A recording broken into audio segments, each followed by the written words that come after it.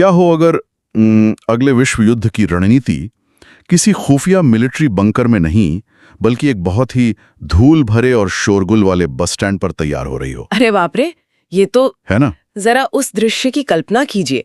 कड़कड़ाती धूप है, एक खचाखच भरा बस स्टैंड है और दो लोग महज 10 रुपए के टिकट या किसी सीट के लिए एक दूसरे पर बुरी तरह चीख रहे हैं, गालियां दे रहे हैं। बिल्कुल। हम सब अक्सर ऐसे नजारों को देखकर अपनी नजरें फेर लेते हैं और मतलब आगे बढ़ जाते हैं। लेकिन क्या ये संभव है कि सड़क पर होने वाला ये साधारण सा ये भद्दा झगड़ा दशकों बाद वैश्विक युद्धों और ट्रिलियन डॉलर के सैन्य बजट का रूप ले लेता है? मतलब सतह से देखने पर तो ये विचार सचमुच बहुत अजीब और बेतुका लगता है।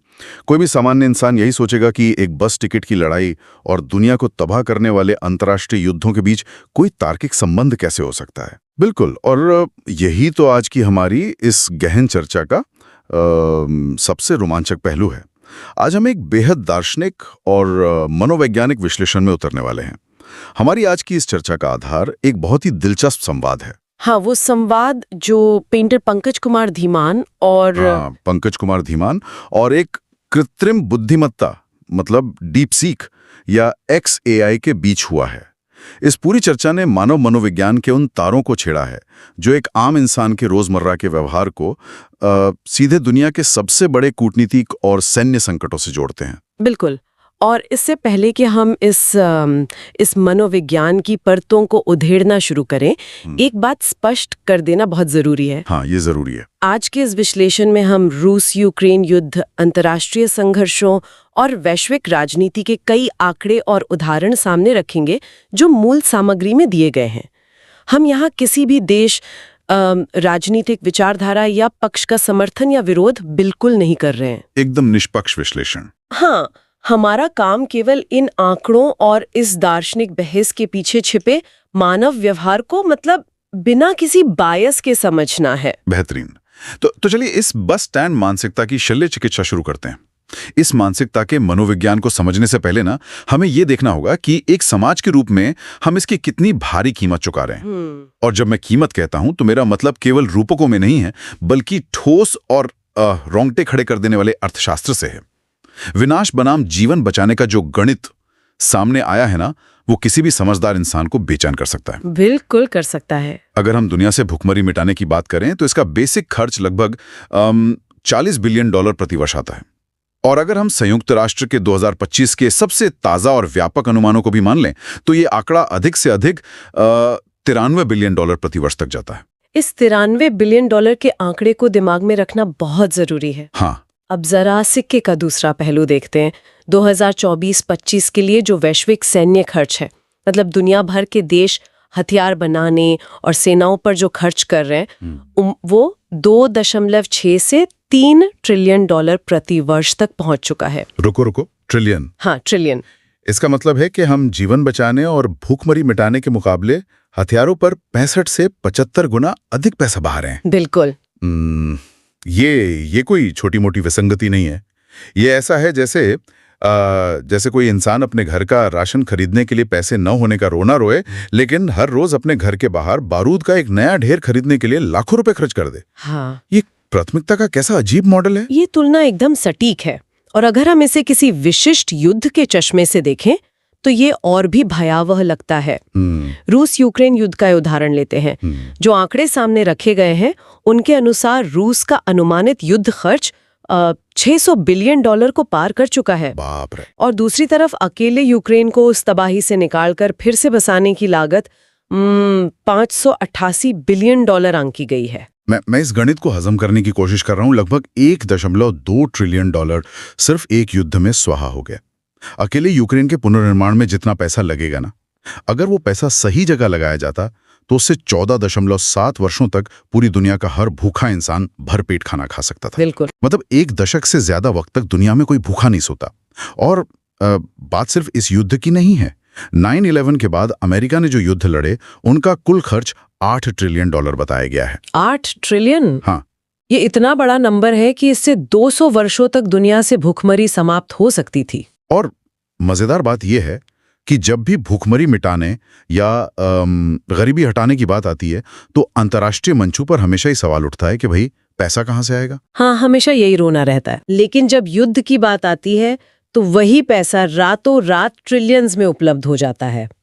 अगर दुनिया के शीर्ष 8 सैन्य खर्च करने वाले देशों का बजट एक साथ मिला दिया जाए तो अगले 48 वर्षों तक पृथ्वी पर कोई भी कुपोषण का शिकार नहीं होगा। ये सिर्फ खराब अर्थशास्त्र नहीं है, ये एक बहुत गहरे मनोवैज्ञानिक अंधेपन का संकेत है।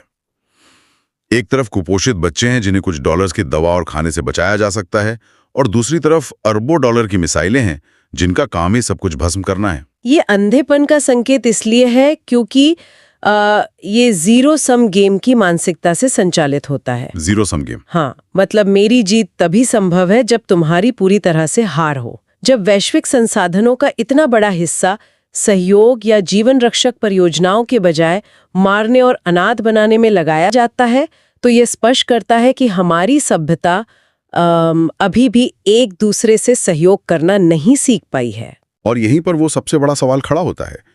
खरबों डॉलर के इन युद्धों को चलाने वाली कोई निर्जीव मशीनें या कोई एलियन तो है नहीं। इन्हें इंसानी चलाते हैं। बिल्कुल, इंसानी चलाते हैं। जनरल्स, राजनेता, कूटनीतिज्ञ। तो सवाल यह है कि ये इंसान जो टाई पहनकर बड़े बड़े सम्मेलनों में बैठते हैं, ये अपनी प्राथमिकताएं सीखते कहाँ से हैं? किसी भी विवाद में समझौता करने को मौत या हार के समान क्यों मान लिया जाता है? और इसी पहेली को सुलझाने के लिए पंकज धीमान और एआई के बीच का ये संवाद हमें वापस उसी बस स्टैंड पर ले जाता है जिसका हमने शुरुआत में जिक्र किया था। अच्छा, तो वो बस स्टैंड वाली बात वापस आ गई। हाँ, क्योंकि जो राजनेता आज परमाणु हमले के धमकियां दे रहे हैं वे भी कभी 4 या 5 साल के बच्चे थे। उन्होंने दुनिया का पहला पाठ अंतर्राष्ट्रीय संधियों से नहीं बल्कि अपने माता पिता के आचरण से सीखा था। तो चलिए उस बाल मनोविज्ञान की गहराई में उतरते हैं। हम सभी जानते हैं कि शास्त्रों में माता पिता को प्रत्यक्ष भगवान का दर्जा दिया गया है। लेकिन मनोविज्ञान के नजरिए से देखें तो एक छोटे बच्चे के लिए उसके माता पिता सच में भगवान ही होते हैं। वे उसके लिए ब्रह्मांड के निर्माता हैं, सुरक्षा की अंतिम ढाल हैं, और सबसे महत्वपूर्ण बात सत्य और नैतिकता का एकमात्र पैमाना है। एकदम सही। एक बच्चे का मस्तिष्क ना एक खाली स्लेट की तरह होता है। वो सर्वाइवल या जीवित रहने के लिए पूरी तरह से अपने माता पिता पर निर्भर होता है। हाँ। इसलिए उसका मस्तिष्क इस बात के लिए प्रोग्राम्ड होता है कि माता पिता जो भी करते हैं वही दुनिया का अंतिम सच है। उसके लिए माता पिता कभी गलत नहीं हो सकते। लेकिन जब यही भगवान अपने ही बच्चे की आंखों के सामने किसी बस स्टैंड या बाजार में महज एक सीट या छोटे से विवाद के लिए किसी अनजान इंसान से हाथापाई पर उतर आते हैं, चीखने चिल्लाने लगते हैं, तो उस बच्चे के दिमाग के अंदर क्या होता है? बहुत गहरा असर होता है। यह महज एक घटना नहीं है, यह एक मनोवैज्ञानिक भूकंप है। उस क्षण बच्चे का पूरा नैतिक ढांचा, उसका जो मॉरल कॉम्पस होता है, वो चकनाचूर हो जाता है। बोलो, बड़ों का सम्मान करो, शांति से बात करो, वे नियम असल में खोखले हैं। बिल्कुल। जब उसके अपने भगवान ही उन नियमों को तोड़ रहे हैं तो दुनिया में सही और गलत की कोई लकीर बचती ही नहीं है। ये बात मुझे उस अद्भुत एनोलॉजी की याद दिला रही है जो इस संवाद का हिस्सा थी। जरा कल्पना कीजिए कि एक बहुत ही सच्चा और निष्ठावान भक्त एक भव्य मंदिर में जाता है। अच्छा। वहां प्रार्थना कर रहा है और अचानक वो देखता है कि जिस मूर्ति की वो पूजा कर रहा है वो मूर्ति खुद ही उठकर अपना मंदिर तोड़ने लगती है। बाप रे। वो अपना ही गर्भगृह नष्ट कर रही है। उस भक्त की मानसिक स्थिति क्या होगी? उसकी तो पूरी वास्तविकता, उसका पूरा अस्तित्व ही खतरे में पड़ जाएगा ना। ये एक बहुत ही शक्तिशाली रूपक है। जब माता पिता सार्वजनिक रूप से हिंसक या अमर्यादित होते हैं तो बच्चे का सुरक्षित संसार ऐसे ही ताश के पत्तों की तरह ढह जाता है, उसका मंदिर टूट जाता है। लेकिन यहाँ मैं एक कदम पीछे मुझे चाहूंगा और थोड़ी सी असहमति जताना चाहूंगा। हाँ, बताइए। आज के दौर में बच्चे टीवी, कार्टून, वीडियो गेम्स में हर रोज हिंसा देखते हैं। वे स्कूल के मैदान में बच्चों को आपस में लड़ते देखते हैं। क्या ये कहना थोड़ी अतिशयोक्ति नहीं है कि बस माता पिता के एक सार्वजनिक झगड़े से इतना बड़ा मनोवैज्ञानिक भूचाल आ सकता है? ये बहुत ही वाजिब सवाल है, लेकिन हमें टीवी की हिंसा और माता पिता की हिंसा के बीच के फर्क को समझना होगा। बच्चा टीवी देखते समय अवचेतन रूप से जानता है कि ये फिक्शन है। वो सच नहीं है। हाँ, वो जानता है कि स्क्रीन को रिमोट से बंद किया जा सकता है, लेकिन माता पिता उसके लिए फिक्शन नहीं है, वे उसकी कोर रियलिटी यानी मुख्य वास्तविकता हैं। अच्छा। वे एक ऐसा लंगर है जिससे बच्चे के जीवन का जहाज टिका हुआ है। मैं समझ रहा हूँ। मतलब जब टीवी पर तूफान आता है तो बच्चा डरता नहीं है क्योंकि उसका लंगर सुरक्षित है, लेकिन जब लंगर ही अपनी जगह छोड़ दे तब तो जहाज को डूबने से कोई नहीं बचा सकता। ठीक यही होता है। जब माता पिता सार्वजनिक रूप से आपा खोते हैं तो वो महज एक बुरी याद नहीं बनती, तो क्या बनती है? वो बच्चे के लिए समाज में जीने का एक वैध तरीका बन जाती है। उसका अवचेतन मन ये दर्ज कर लेता है कि दुनिया ऐसे ही चलती है और यहाँ जिंदा रहने के लिए यही तरीके अपनाने पड़ते हैं। तो जब इस बच्चे की मासूमियत और वास्तविकता टूट जाती है तो वो बड़ा होकर इस समाज का सामना कैसे करता है? मतलब वो अपने रिश्तों को कैसे संभालता है? इस पर भी स्रोतों में बहुत गहराई से बात की गई है। जो विश्लेषण सामने आया है उसके अनुसार ऐसे ट्रॉमा से गुजरने वाले बच्चे बड़े होकर मुख्य रूप से 3 रास्तों में से कोई एक रास्ता चुनते हैं, और तीनों ही रास्ते व्यक्तिगत और सामाजिक स्तर पर बेहद विनाशकारी होते हैं। बिल्कुल। आइए इन रास्तों को थोड़ा विस्तार से समझते हैं। पहला रास्ता है आक्रामक या अग्रेसिव बन जाना। ये वो बच्चा है जिसने बस स्टैंड पर देखा कि जो सबसे ऊंची आवाज में चीख रहा था, जो सबसे ज्यादा आक्रामक था, उसी की बात मानी गई। हाँ। तो वो जिंदगी भर के लिए ये नियम बना लेता है कि जो चीखेगा वही जीतेगा। क्या हम इसे ऐसे समझ सकते हैं जैसे वो बॉस जो किसी भी मीटिंग में लॉजिक से नहीं बल्कि अपनी आवाज के भारीपन से दूसरों को चुप करा देता है? बिल्कुल सटीक उदाहरण है। वे हर स्थिति में हावी होने की कोशिश करते हैं क्योंकि उनके लिए किसी की बात सुनना या झुकना सीधा हारने का प्रतीक है। सही बात है। अब दूसरे रास्ते की बात करते हैं, डरपोक या अवॉइडेंट बन जाना। ये वो रास्ता है जहां इंसान टकराव से इतना खौफ खाने लगता है कि वो उससे बचने के लिए अपना सब कुछ दांव पर लगा देता है। ये बहुत ही दुखद स्थिति है।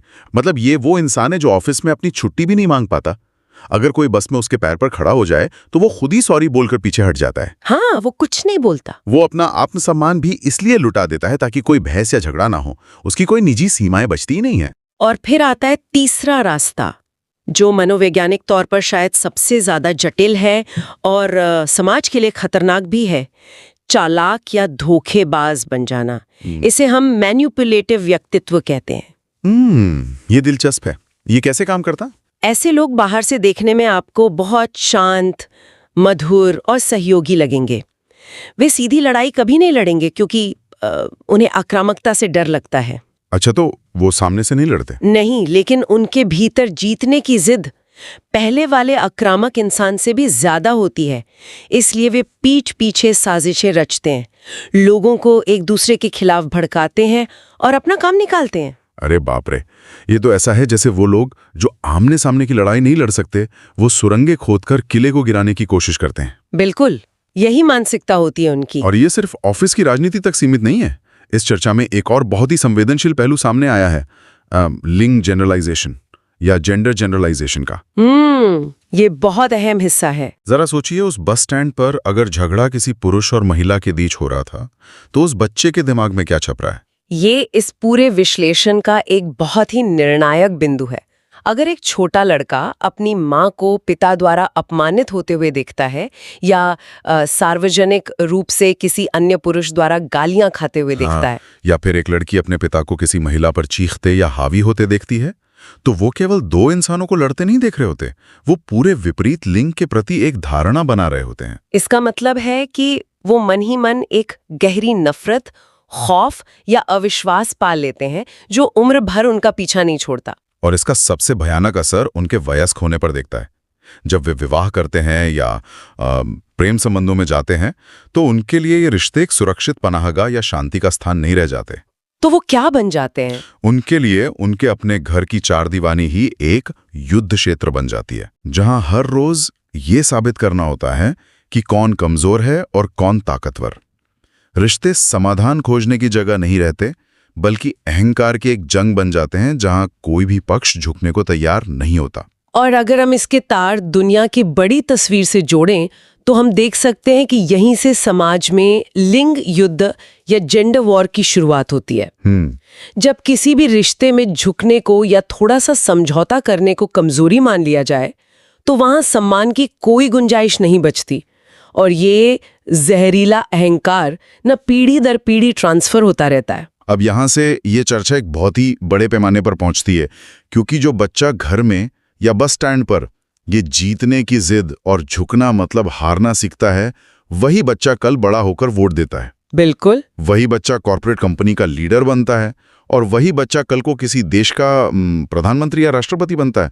तब वो इस दुनिया को कैसे चलाता है? यहीं आकर हम लोकतंत्र की विकृति के उस खतरनाक दौर में प्रवेश करते हैं जिसका जिक्र संवाद में किया गया है। जब ये ट्रॉमा वाले बच्चे बड़े होकर समाज का नेतृत्व करते हैं तो आजादी और लोकतंत्र के मायने पूरी तरह विकृत हो चुके होते हैं। आजादी का गलत अर्थ। हाँ, उन्हें लगता है कि आजादी का मतलब है मनमर्जी करना, बिना सोचे समझे चीखना, सड़कों पर अराजकता फैलाना और जो आपसे असहमत है उसका सरेआम अपमान करना। सही कहा। वे भूल जाते हैं कि एक नागरिक की आजादी की सीमा वहीं खत्म हो जाती है जहां से दूसरे नागरिक के सम्मान की सीमा शुरू होती है। और यही कारण है कि 1945 के बाद बनाई गई हमारी बड़ी बड़ी वैश्विक संस्थाएं बुरी तरह विफल हो रही हैं। संयुक्त राष्ट्र जैसी संस्थाएं। हाँ, द्वितीय विश्व युद्ध की राख से संयुक्त राष्ट्र और मानवाधिकार संस्थाएं इस महान विचार के साथ उठी थीं कि कभी फिर ऐसा ना हो, नेवर अगेन। लेकिन वो नेवर अगेन रोज अगेन हो रहा है, क्योंकि उन संस्थाओं को चलाने वाली कुर्सियों पर कोई फरिश्ते नहीं बैठे हैं। उन कुर्सियों पर वही लोग बैठे हैं जो अपने बचपन का बस स्टैंड वाला ट्रॉमा और समझौता मतलब मौत वाली मानसिकता लेकर वहां पहुंचे हैं। यहाँ मैं आपसे फिर से थोड़ा भिड़ना चाहूंगा। बताइए, क्या ख्याल है आपका? मुझे लगता है कि ये विश्लेषण कहीं ना कहीं बहुत बड़ी भू राजनीतिक वास्तविकताओं को नजरअंदाज कर रहा है। वो कैसे? मतलब जब देश आपस में लड़ते हैं तो वे जमीन के लिए लड़ते हैं, समुद्र के व्यापारिक रास्तों के लिए लड़ते हैं, गैस पाइपलाइनों के लिए लड़ते हैं। रूस को नाटो के विस्तार से खतरा था, इसलिए उसने यूक्रेन पर हमला किया। क्या इतने बड़े और जटिल वैश्विक मुद्दों को महज बचपन के ट्रॉमा या एक बस स्टैंड की मानसिकता में समेट देना चीजों को बहुत ज्यादा सरल बनाना नहीं है? ये सवाल बहुत जरूरी है, क्योंकि कूटनीति के विशेषज्ञ अक्सर यही तर्क देते हैं।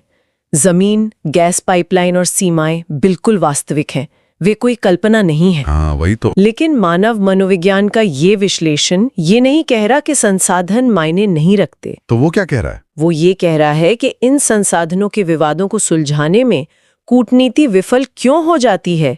संसाधन तो बस एक ट्रिगर या बहाना है। असली बाधा वो अहंकार है जो बातचीत की मेज पर बैठा है। ओहो, मतलब विवाद का विषय गैस पाइपलाइन हो सकती है, लेकिन उस विवाद को शांति से न सुलझा पाने की जो अक्षमता है वो पूरी तरह से मनोवैज्ञानिक है। सटीक तौर पर यही बात है। अगर दो समझदार परिपक्व इंसान आमने सामने बैठें तो वे संसाधनों का बंटवारा कर सकते हैं, व्यापारिक रास्ते खोल सकते हैं। बिल्कुल कर सकते हैं। लेकिन जब दोनों तरफ वो ट्रॉमेटाइज्ड बच्चे बैठे हों जो अब देशों के नेता बन चुके हैं, तो बातचीत असंभव हो जाती है, क्योंकि उनके अवचेतन मन में ये बैठा हुआ है कि अगर मैंने 1 इंच भी जमीन छोड़ी या समझौता किया तो मेरी हार हो जाएगी और मुझे कमजोर माना जाएगा। मनोविज्ञान में इसे माइक्रो अग्रेशन से मैक्रो वायलेंस का पैटर्न कहा जाता है। ये सचमुच नजरिए को हिला देने वाली बात है। दांव पर लगी चीजें बदल जाती हैं, बस की सीट की जगह देश की सीमा आ जाती है, लेकिन जो इंसान का दिमाग है, जो मानसिकता है, वो बिल्कुल वही बस स्टैंड वाली रहती है। एक बहुत ही दिलचस्प विरोधाभास इस संवाद में रूस यूक्रेन युद्ध के संदर्भ में ही दिया गया है। इन दोनों देशों में एक बहुत बड़ी आबादी ईसाई धर्म को मानने वाली है। और अगर हम ईसाई धर्म की बात करें तो उसकी तो पूरी नींव ही प्रेम, करुणा, क्षमा और अगर कोई एक गाल पर थप्पड़ मारे तो दूसरा गाल आगे कर दो कि सिद्धांत पे टिकी है। बिल्कुल टिकी है। लेकिन फिर भी वहां मिसाइलें बरस रही हैं और शहर खंडर हो रहे हैं। ये इस बात का नग्न सत्य है कि धर्म, उसके मूल्य और उसकी शिक्षाएं सिर्फ किताबों, चर्चाओं और रविवार की प्रार्थनाओं तक सिमट कर रह गई हैं। जब बात राष्ट्रीय अहंकार और जीतने की जिद की आती है तो सारे धार्मिक मूल्य पीछे छूट जाते हैं। और इस पूरी आग में घी डालने का काम आज के समय में कौन कर रहा है? हमारा अपना सोशल मीडिया। पहले बच्चे को ये हिंसा देखने के लिए कम से कम बस स्टैंड या बाजार तक जाना पड़ता था, आज ऐसा नहीं है। आज बच्चे की मुट्ठी में जो फोन है ना, उस स्क्रीन पे रोजाना लाइव युद्ध चल रहे हैं। वे देख रहे हैं कि मिसाइलें कैसे गिरती हैं, इमारतें कैसे ढहती हैं। और सबसे खतरनाक बात यह है कि सोशल मीडिया का एल्गोरिथम उस आक्रामक व्यवहार को पुरस्कृत करता है। जो सबसे ज्यादा चीखता है, गालियां देता है, उसे सबसे ज्यादा व्यूज मिलते हैं। बिल्कुल। बच्चों के दिमाग में यह मानसिकता पक्की हो रही है कि आक्रामकता और हमला करना ही सफलता और ताकत की एकमात्र निशानी है। ये रोजमर्रा का माइक्रो अग्रेशन है जो उन्हें कल के मैक्रो वायलेंस के लिए तैयार कर रहा है। तो अगर हम इस पूरी विस्तृत और गहन चर्चा को एक धागे में पिरोएं, तो सबसे बड़ी सीख ये मिलती है कि विश्व युद्ध और वैश्विक शांति कोई ऐसी चीजें नहीं हैं जो सिर्फ सरकारों के संसदों में या संयुक्त राष्ट्र के घोषणा पत्रों में तय होती हैं। शांति किसी कागज पर हस्ताक्षर करने से नहीं आती। शांति संधियों से नहीं बल्कि रोजमर्रा के आचरण से शुरू होती है। बिल्कुल। जब एक माता पिता अपने बच्चों के सामने मतभेदों को सम्मान के साथ सुलझाते हैं, जब कोई इंसान सड़क पर या किसी बस स्टैंड पर किसी से उलझने के बजाय अपना गुस्सा पीने का फैसला करता है, तो वो केवल एक झगड़ा नहीं टाल रहा होता। वो असल में क्या कर रहा होता है? वो असल में भविष्य की शांति की नींव रख रहा होता है। हमारा सार्वजनिक व्यवहार महज हमारा व्यक्तिगत मामला नहीं है, वो आने वाली पीढ़ी के लिए एक लाइव क्लास है। और इसी लाइव क्लास की अवधारणा से जुड़ा एक अंतिम लेकिन बहुत ही बेचैन करने वाला सवाल मैं यहाँ छोड़ना चाहूंगी, जो इस पूरे दार्शनिक विश्लेषण को एक नया मोड़ देता है। कैसा मोड़? देखिए, अगर ये बात सच है कि हर बार जब हम सार्वजनिक रूप से चीखते हैं, अपना आपा खोते हैं या गालियां देते हैं, तो हम अनजाने में ही सही अगले विश्व युद्ध के लिए एक सैनिक तैयार कर रहे होते हैं। हाँ। तो जरा इसके विपरीत परिदृश्य के बारे में सोचिए। विपरीत परिदृश्य? हाँ, जरा सोचिए, जब हम किसी सार्वजनिक स्थान पर कोई अन्याय होते हुए देखते हैं, मान लीजिए किसी कमजोर को सताया जा रहा है, किसी महिला के साथ बदसलूकी हो रही है, या कोई शक्तिशाली व्यक्ति अपने पद का दुरुपयोग कर रहा है, और हम कुछ नहीं करते, और हम वहां से चुपचाप बिना कोई प्रतिक्रिया दिए नजरें चुराकर आगे बढ़ जाते हैं, तो हमारी वो चुप्पी आज के बच्चों को सत्ता, ताकत और अन्याय के बारे में कौन सा खतरनाक पाठ पढ़ा रही है? बाप रे, ये तो रोंग के खड़े कर देने वाला विचार है। क्या चीख पुकार के साथ साथ अन्याय के प्रति हमारी ये उदासीनता और हमारी ये कायर चुप्पी भी भविष्य के किसी नए तानाशाह या किसी नए युद्ध का मौन निमंत्रण है? क्या हमारी चुप्पी उस बच्चे को ये नहीं सिखा रही कि जो ताकतवर है उसे कुछ भी करने का हक है, और सुरक्षित रहने का एक ही तरीका है कि तुम भी ताकतवर बन जाओ या फिर आंखें बंद कर लो? ये वाकई में सोचने वाली बात है।